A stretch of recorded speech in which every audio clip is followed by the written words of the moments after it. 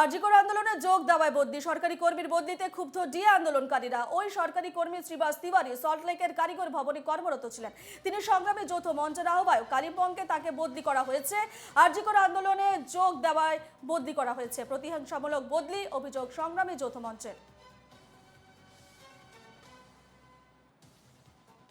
এই যে মানব সম্পদের অপব্যবহার এই সরকার করে চলেছে, এই সরকারকে আমরা এর আগে যখন মুখ্য সচিবের সাথে বসেছিলাম তখন আমরা বলেছিলাম যে ডিটেলমেন্টের যে ধারাবাহিকতা চালাচ্ছেন সেটাকে বন্ধ করতে হবে।